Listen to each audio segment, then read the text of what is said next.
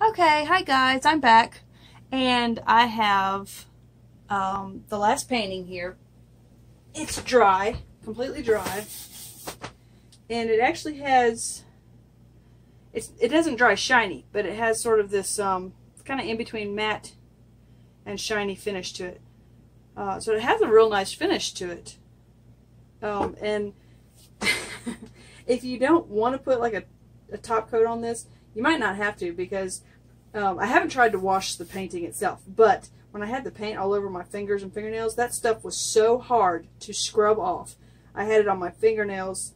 I actually had to like scrape it off. It was, you know, this stuff's tough. I don't know if it was the pouring medium that made it so hard or if it was just the paint itself. Anyway, so we're going to do the last bit here. We're going to do the clear pouring top coat. And I've watched a couple other people do it. I won't tell you, you know, what happened with them, because, you know, it might be different with me. I'm kind of hoping for slightly different results than some of these other ladies have gotten.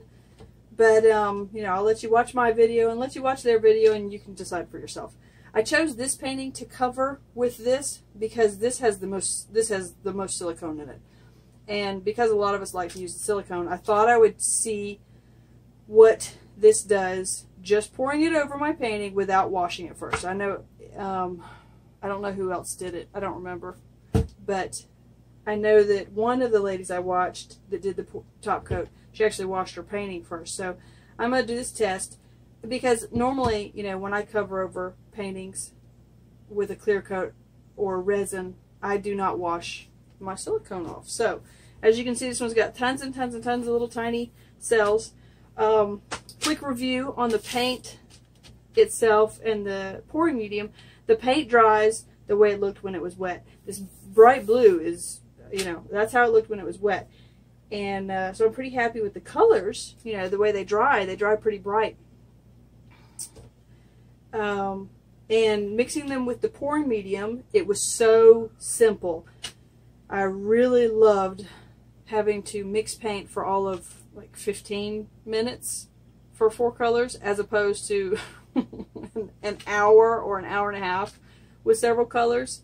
You know, due to the fact that you have to add water and you got to mix, and you know, it's just, this was a lot more simplistic. Just taking the paint, mixing the pouring medium in there, and done. So if you like, you know, real simple, easy task, try this stuff out. Now, I'm not happy with the cells that it got, but, you know, I saw a clip come up today from somebody. I didn't watch the video, I didn't have time, but somebody said that it got amazing cells. So I'm not sure. I'm assuming she probably put silicone in it, because I haven't seen anybody use this without silicone and get cells. So, yeah. Well, let's just get on with it. This clear pouring top coat says that it creates a high-end finish with one-step pouring top coat. Dries to a lacquer-like high-gloss finish. Ideal for canvases, wood panels, or other flat art surfaces. Do not shake. Pour over dry painted surface. Tilt surface for even coverage, and drain off excess to prevent pooling.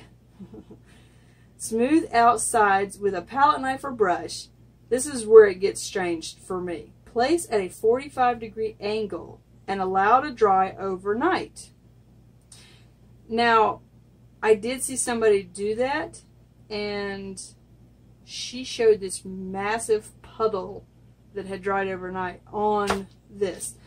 Plus, it had kind of pulled up along this edge. So, I'm not real convinced I want to put this at a 45-degree angle, but if that's what the instructions say to do, that's what we're going to do. So it says, it doesn't say stir or mix or anything, so it just says pour it over the thing. Pour it over your painting there. Okay.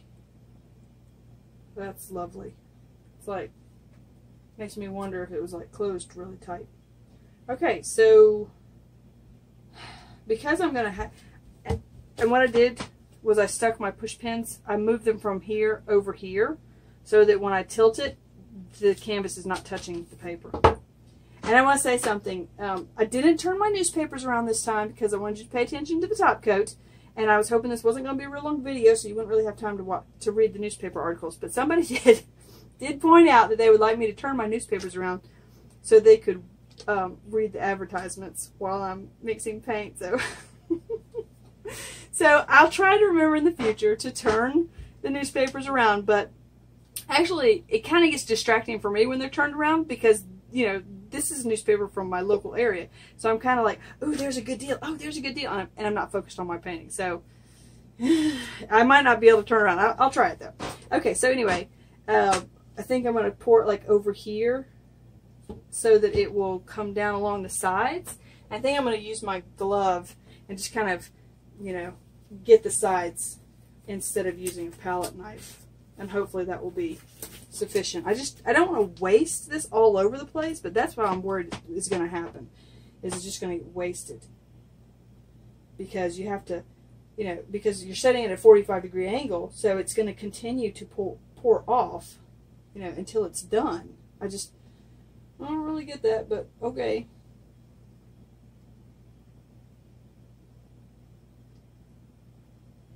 Alright, so this is just meant for my sides.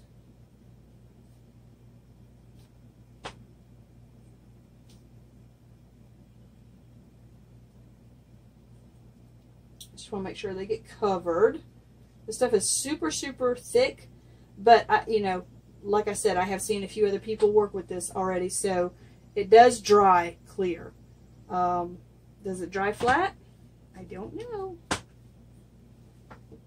I did not see it dry flat on somebody's, but like I said, you know, everything is different. Their paint's different. Well, not the paint because we use DecoArt paint, but our temperatures in our houses are different. Our humidity is different. You know, so who knows what we're going to come up with.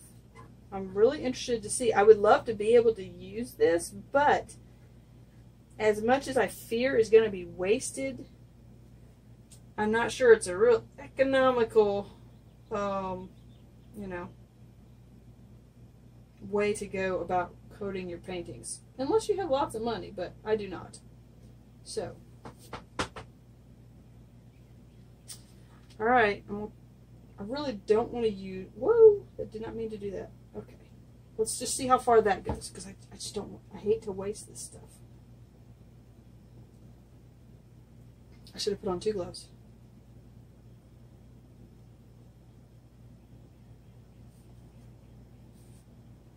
Not that, you know, I'm worried about this stuff being on my hands. I'm not. It's just kind of messy doing it this way. And you can see how much is moving. So by the time it gets down here, you know, how much is going to still pour off? That's what I'm worried about. You know, there's no really... I think what DecoArt maybe needs to do is figure out, like, this is a 10-inch by 10-inch canvas. How much clear coat are we going to need to pour on here so that we have a successful coat, but we don't dump it all off of here? We'll kind of try and move it so it stays kind of even and just kind of comes down like a curtain. That way maybe we won't be wasting quite as much.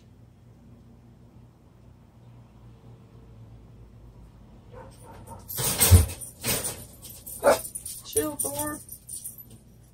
I still have not shown y'all my puppy dogs. I think I showed Abby a long time ago in one of the videos, but I'll take the camera outside and show you Abby and Thor.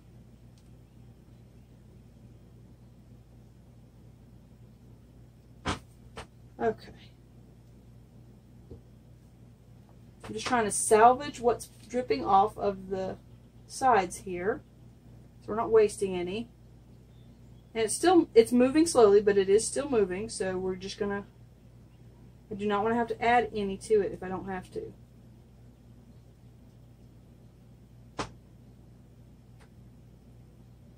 Just adding the drip there, because it doesn't seem to want to come down that corner there.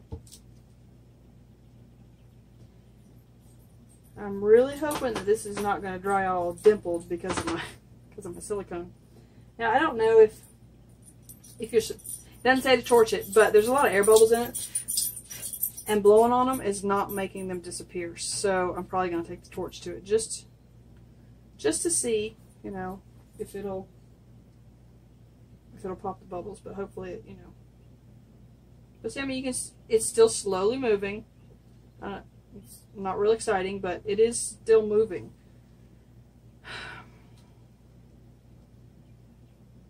But, you know, if I had poured half the container on there, it would be all over. It would be a big puddle on the table. And I don't want to waste this because I don't know who looked it up, but somebody looked it up and it's not cheap. It's not, you know, really expensive. I think the pouring medium is about half the cost of, say, the Liquitex pouring medium. But I don't use Liquitex pouring medium either. I just use floetrol. I don't use pouring medium because it costs too much. You know, some of us cannot afford that really nice stuff. But I'm happy with what I have. Come on, baby. It's coming. It's like, you know, it's got like half an inch left. I almost stuck my finger in there and I thought, well, I shouldn't do that because I might get dirt or something in there.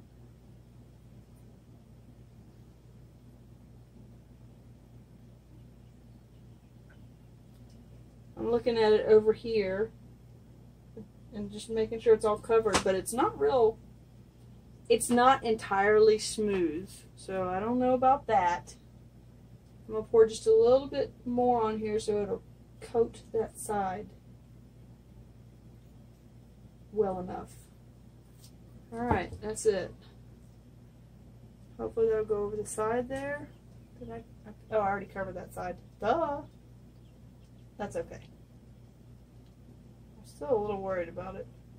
I'm really worried that, you know, it's going to do something weird sitting on a 45-degree angle. I mean, common sense would tell you that it might not dry so flat. But we shall see. I mean, just watching it drip off the way it is kind of makes me nervous.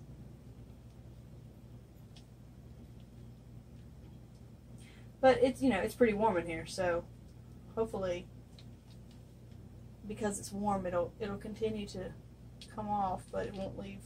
All right, that's it. I'm not going to do any more to it. I'm going to push my cup under here. And I'm going to leave it alone. Okay, so we're just going to let it sit. I'm just going to kind of wipe these 3 edges here. And, yeah, see, it's all wrinkled over there. It's not flat. So I'm kind of hesitant to walk away from it when it's not flat like this, but it's an experiment. And I don't know if you can, you know, because with some of the other things you can mix them with water. So I don't know if you can mix this with a little bit of water to thin it out a little bit and maybe it'll dry a little smoother or run a little smoother. I don't know. Really have to email the company, I think, to find out. Because I'm curious. We'll wait and see how it dries. And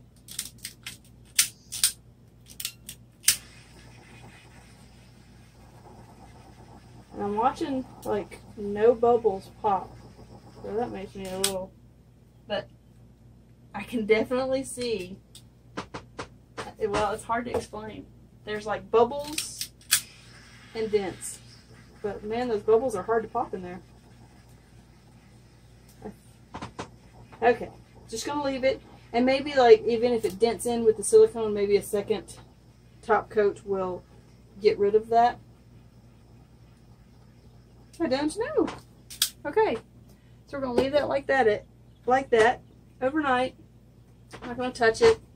I'm not going to cover it up because I don't ever cover my paintings anyway. And we'll be back tomorrow. Well, in like 30 seconds to show you how it dried. All right, see you in a minute. Puppy dogs. Thor, the min pin on the left, and Abby, she's a pointer, on the right. Abby, Thor. Okay, we're back. It is the next day, and as I suspected, there are a few problems with this top coat and the directions. One is I did get dimpling where all these cells are. It's a nice smooth finish other than, you know, the slight dimpling, which for this painting, I'm actually not opposed to, but I notice when I stick my fingernails against this, I don't know if you can hear this, but it's kind of sticky. And obviously, you know, you're not going to set your art flipped over on top of something for it to stick to, but I don't know, it's kind of a weird, it has a weird stickiness to it. One of the other problems that I noticed with it is it's stuck to my paper. Now, that is not my fault. I followed the directions. It's at a 45-degree angle. I mean, you could like measure this. It's like almost exactly 45 degrees. But as I suspected, it dripping off.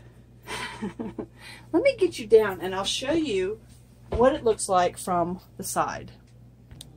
Okay, so you can kind of see here that it is dripped down and completely stuck to my paper along here. And because it's on this edge of the painting, I really don't know how to get that off without damaging that edge.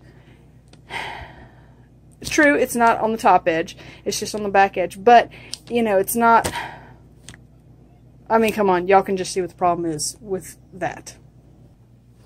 So what I'm going to do is I'm going to cut it off of the newspaper here, and then see if, well, I'm going to try to anyway, and then see if there is any way to save this painting. Another thing I noticed, not with this painting, because I didn't save it with any of the paintings. Okay, that's lovely. And it really sticks to itself. You can kind of, on some of these, on the edges that where it wasn't sitting down, these three edges, it's not real smooth. I don't know why, but it's got like a, it looks like it's got too much there where it dripped down and it just kind of sat on this edge. Yeah, so that I'm not sure, you can, I don't know if you can see this or not. Make sure you're in focus on this edge here. Let's see. See, it sticks to itself. Okay. Now, let's see if we can get it to focus. You can kind of see, well, maybe not. Okay, there we go. You can kind of see where it's like, it's not over this, it hasn't gone like over the edge here. It's sitting on this edge here. So I can't just go and clip it off because you're still going to be able to see that. And it's like raised up here, like right there, kind of goes in a curve shape, and it's like up over the side there. So you can't really hang this on the wall. Oh, and it's just sticky. Just holding it, like my hands are sticking to it. And I don't know, maybe if it sits for a week or two, the stickiness might kind of go away. I really don't know. But what I was going to do was take one of the other two paintings that I had done and try and do the clear coat a different way. Maybe take a brush and brush it on and leave it flat like this to dry overnight, see if that would help. But I can't do that because I also learned with these DecoArt paints, which I don't have a problem with my other paints, is they, the other two paintings are completely stuck together when I went to go pick them up. So I had to pull really hard. I tried to do it real gently, but this is what happens when you stick these paintings face to face.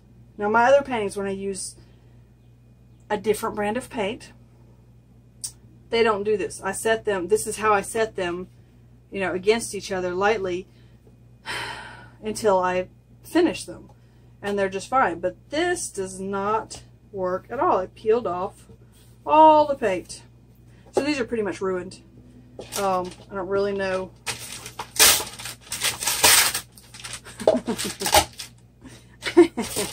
That stuff is just a mess. Okay, so I really don't know what I'm going to do with these.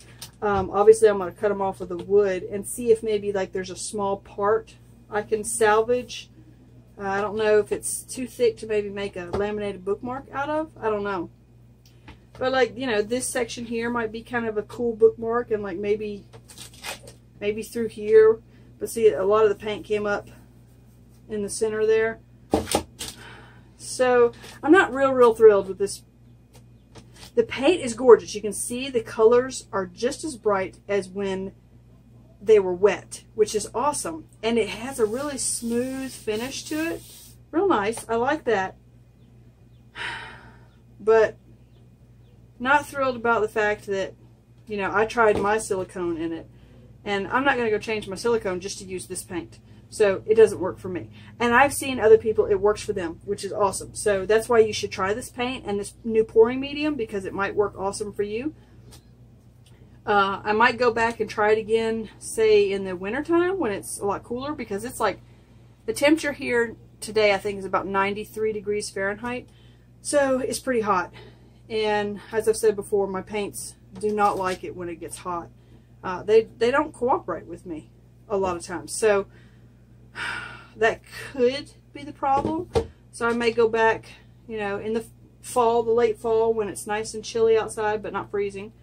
It's about the perfect time to paint, and we'll try it again. Possibly. But, you know, that pouring medium costs more to me than my floetrol does. So, but, you know, I was thinking about this when I was off camera. I was thinking about this, about how this, you know, I followed the directions exactly. I poured it on. I didn't like smear it around with my hand or anything. I poured it on, set it at a 45-degree angle, left it alone for the night, and this is what happens. It's like life lesson number 5,497. This is why artists don't like to follow directions, in my opinion. This is what we get when we follow the directions sometimes. Sometimes the directions are too T, but yeah, I'm not real happy about this. So all I can say is try it out.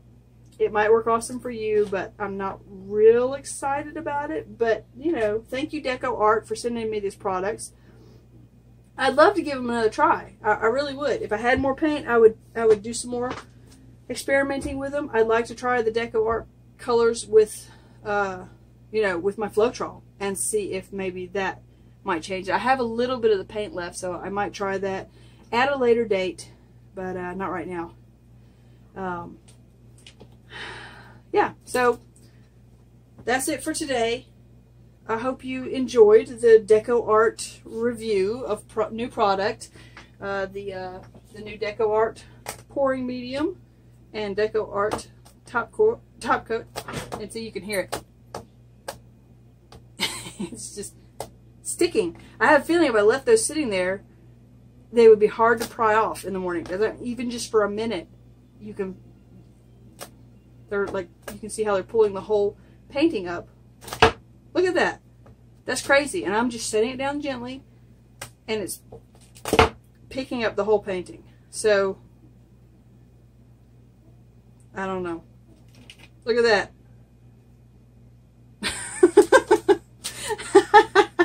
Okay, I honestly didn't expect it to do that.